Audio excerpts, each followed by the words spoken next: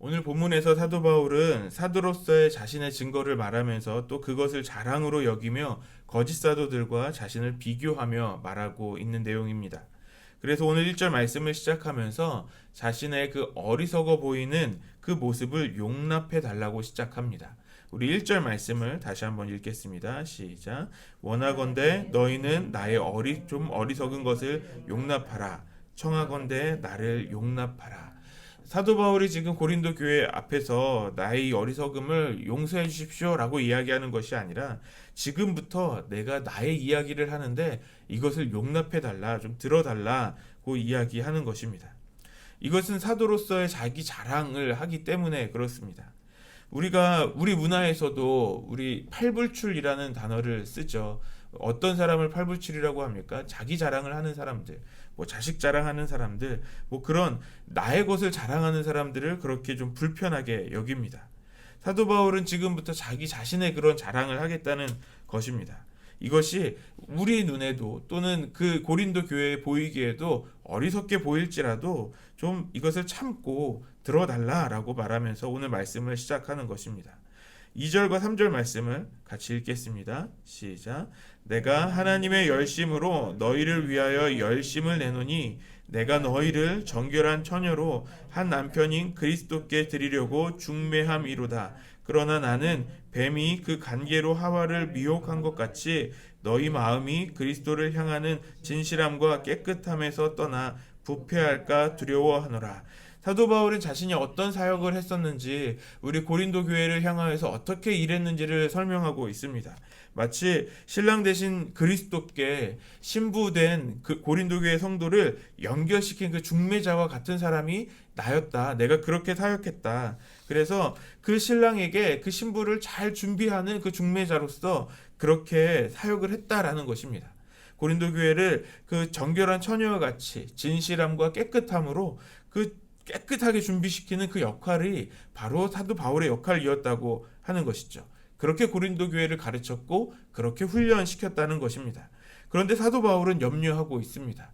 창세기 3장에 나오는 하와가 그 뱀의 꼬임에 넘어간 것처럼 그렇게 넘어갈 것에 대해서, 우리 고린도 교회가 그런 뱀의 유혹과 같은 그런 속임과 꼬임에 올 때 그것에 자신의 그 진실함과 깨끗함을 잃어버릴까봐 염려하고 있다는 것입니다. 그런데 실제로 고린도 교회 안에 그런 일이 있다는 것을 말하고 있습니다. 4절 말씀을 같이 읽겠습니다. 시작. 만일 누가 가서 우리가 전파하지 아니한 다른 예수를 전파하거나 혹은 너희가 받지 아니한 다른 양을 받게 하거나 혹은 너희가 받지 아니한 다른 복음을 받게 할 때에는 너희가 잘 용납하는구나. 고린도 교회가 그것을 잘 용납했다라고 말하고 있죠. 다른 예수, 다른 영, 그러니까 다른 복음을 지금 잘 받아들이고 있다라는 것입니다. 고린도 교회에 들어온 거짓 교사들, 거짓 사도들의 그 말들을 너무 잘 받아들여서 이미 그 깨끗함과 그 진실함을 잃어버렸다는 것입니다. 뱀과 같이 고린도 교회를 미혹하게 한 그 사람들은 누구입니까? 바로 거짓 사도들, 거짓 교사들입니다. 5절과 6절 말씀을 또 같이 보겠습니다. 시작. 나는 지극히 크다는 사도들보다 부족한 것이 조금도 없는 줄로 생각하노라. 내가 비록 말에는 부족하나 지식에는 그렇지 아니하니 이것을 우리가 모든 사람 가운데서 모든 일로 너희에게 나타내었노라. 여기에서 사도 바울은 자신을 사도들과 비교하면서 이야기합니다. 말씀 그대로 봤을 때 지극히 큰 사도라고 말해서 우리가 생각할 수 있는 건 예수님의 그 원제자들과 자신을 비교하는 것처럼 보일 수도 있습니다. 또 그렇게 보는 사람들도 있습니다. 그런데 우리 말씀의 문맥을 따라서 볼 때 아마도 이 지극히 크다는 사도들은 지극히 크다로 일컬어지는, 스스로를 일컫는 거짓 사도들이기도 한 것입니다.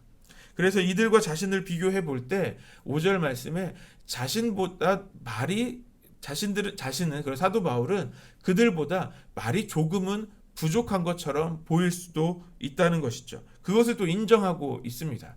왜냐하면 그 당시 사람들에게 있어서 그 철학을 하는 사람들이나 교사들은 언변이 뛰어난 화려한 언변을 가진 사람들이어야 했습니다. 그런 사람들이 이제 사람을 설득할 수 있었기 때문에 그 당시에 언변이 화려하다는 것은 인정을 받을 수 있는 아주 기본적인, 아주 중요한 것이었다는 겁니다. 것이었습니다. 그런데 사도 바울은 조금 말이 어눌했습니다. 그래서 이 거짓 사도들은 사도 바울을 이제 비난할 때 그는 말을 잘하지 못함으로 사도로서의 그 정당성이 없다라고도 비난을 받았던 것입니다. 하지만 사도 바울은 그것을 인정하면서도 내가 그들보다 더 많은 지식이 있고 더 큰 지식이 있다는 것을 이미 고린도 교회와 모든 교회가 알고 있다라고 말하고 있습니다. 우리가 너무나 잘 아는 것처럼 사도 바울은 어떤 사람이었습니까? 유대인 중에 유대인이며 또 가말리엘의 문화생으로 아주 더 많은 그 유대 지식의 배경을 가지고 있었던 사람입니다. 그래서 사도 바울의 자랑은 나는 그들보다 더 많은 하나님의 지식을 가지고 있다라고 말하고 있는 것입니다. 계속해서 7절부터 9절까지 말씀을 또 같이 읽겠습니다. 시작. 내가 너희를 높이려고 나를 낮추어 하나님의 복음을 값없이 너희에게 전함으로 죄를 지었느냐? 내가 너희를 섬기기 위하여 다른 여러 교회에서 비용을 받은 것은 탈취한 것이라. 또 내가 너희와 함께 있을 때 비용이 부족하였으되 아무에게도 누를 끼치지 아니하였음은 마게도냐에서 온 형제들이 나의 부족한 것을 보충하였음이라. 내가 모든 일에 너희에게 폐를 끼치지 않기 위하여 스스로 조심하였고 또 조심하리라. 우리 7절 말씀을 세번역 성경으로 보면 나는 여러분을 높이기 위하여 나 자신을 낮추었고 또 하나님의 복음을 값없이 여러분에게 전하였습니다. 그렇게 한 것이 죄라도 된다는 말입니까? 라고 반문을 하고 있습니다.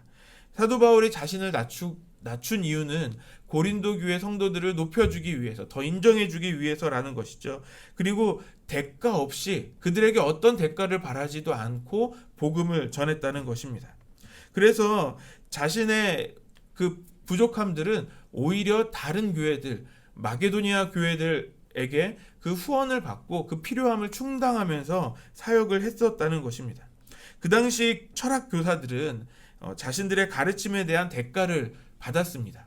또 다른 사도들도 교회로부터 오는 그 공급함을 받고 있었습니다. 그런데 사도 바울은 고린도 교회에서 그것을 받지 않았기 때문에 그는 사도가 아니다, 올바르지 않다라는 비난을 또 받았다는 것이죠.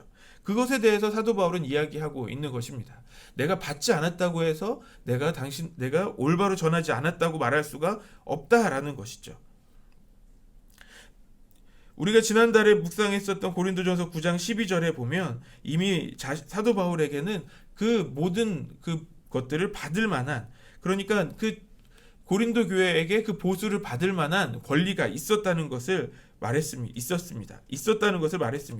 고린도전서 9장 12절에 다른 이들도 너희에게 이런 권리를 가졌거든 하물며 우리일까 보냐. 그러나 우리가 이 권리를 쓰지 아니하고 범사에 참는 것은 그리스도의 복음에 아무 장애가 없게 하려 함이라. 사도 바울은 일부러 받지 않았다라는 것을 이미 이야기했습니다. 왜냐하면 고린도 교회가 이 복음을 받아들이는 것에 어떤 장애나 어떤 오해가 없게 하기 위함이었던 것입니다. 그래서 교회에 어떤 어려움을 주지 않기 위해서 사도 바울 스스로 자비량으로 또 후원으로 그렇게 사역하는 것이 사도 바울의 자랑이라는 것입니다. 또 10절부터 12절까지 말씀을 같이 읽겠습니다. 시작. 그리스도의 진리가 내 속에 있으니 아가야 지방에서 나의 이 자랑이 막히지 아니하리라. 어떠한 까닭이냐? 내가 너희를 사랑하지 아니함이냐? 하나님이 아시느니라.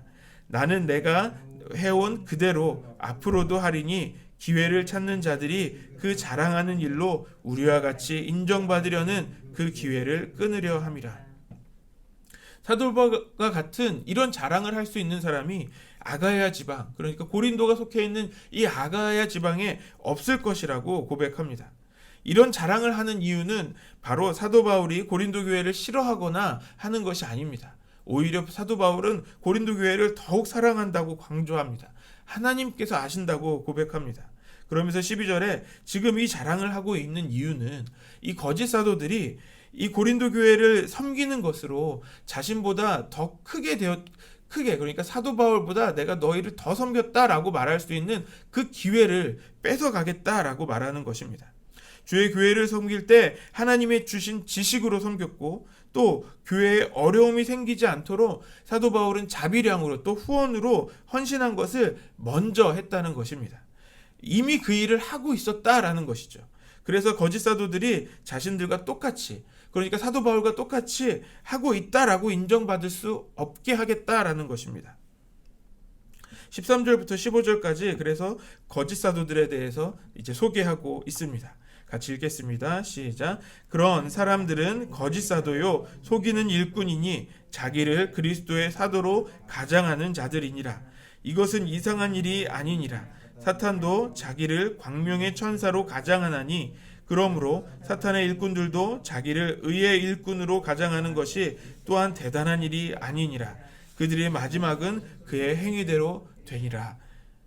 자기 스스로 그리스도의 사도라고 가장하는 자들은 결국 드러날 것이라고 말합니다. 그 모습은 사탄이 광명의 천사로 가장하는 것처럼 그 거짓 사도들이 그리스도의 사도로서 자신을 가장하는 것은 너무 당연한 일이라는 것입니다.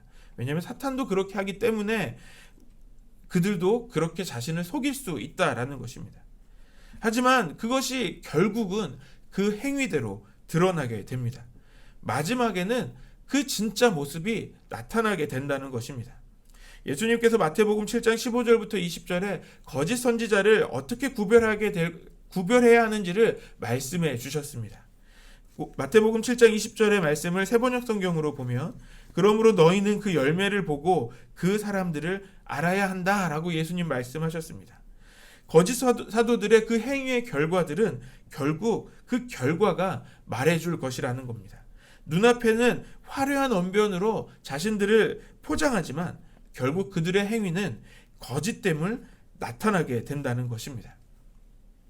오늘 본문의 말씀을 통해서 우리가 보게 되는 것은 지금 사도 바울은 자신의 그 수고와 그 헌신을 자랑하고 있다는 것입니다. 우리는 누군가의 자랑을 듣게 되면 그것을 좀 불편하게 여깁니다. 왜냐하면 자신의 것을 자랑하기 때문에 그렇습니다. 그래서 사도 바울은 조금이라도 그 자랑이 자기 자신을 드러내는 것에 불편할까봐 자신을 용납해달라고 오늘 먼저 말씀을 시작했습니다. 그렇지만 사도 바울의 자랑은 자기의 자랑이라고 보기가 좀 어렵습니다. 사도 바울은 자신이 가지고 있는 것을 자랑한 것이 아니라 자기가 그동안 섬기고 헌신했던 자신의 수고들을 자랑하고 있습니다. 그 수고들로 인하여서 사도 바울과 거짓 사도가 구별되게 된다는 것입니다. 우리가 자랑하고 있는 우리의 자랑은 어디에 있습니까? 우리가 받은 은혜를 자랑할 수도 있겠습니다. 하지만 우리가 자랑하는 것이 단지 내가 받아서 가지고 있는 것이 아닌 우리에게 맡겨주신 사명, 우리가 열심히 수고한 그 헌신이 되기를 바랍니다. 그것은 사도 바울이 어떤 대가 없이 사역한 것처럼 우리에게 어떤 대가도 없을 수 있습니다. 하지만 분명한 열매는 있게 됩니다. 사도 바울에게 고린도 교회가 열매인 것처럼 또 결국 거짓 사도들의 행위의 그 결과들이 드러나서 그들의 거짓됨이 드러나는 것처럼 우리의 수고와 헌신의 열매는 분명하게 있게 될 것입니다. 구별되게 하는 열매가 있게 되는 것입니다. 우리는 그것을 자랑할 수 있어야 합니다. 우리의 자랑은 주님께서 맡겨주신 그 사명에 수고하고 헌신하는 것이어야 합니다. 다른 이들에게는 그 모습이 어렵게 보일 수도 있습니다. 정말 힘든 일을 가는 것처럼 보일 수도 있습니다. 하지만 그 끝은 결국 모두가 인정하게 되는 것입니다. 우리 아버지 하나님께서 제일 먼저 인정해 주십니다. 우리는 결국 그 열매를 보게 될 것입니다. 우리의 교회의 자랑이 사도 바울과 같이 하나님의 말씀을 따라 그 수고하고 헌신하는 것이 되기를 소망합니다. 그래서 우리에게 주신 그 주님의 열매를 한가득 안고 더욱 자랑할 수 있는 우리 안성 열린교회 되기를 소망합니다.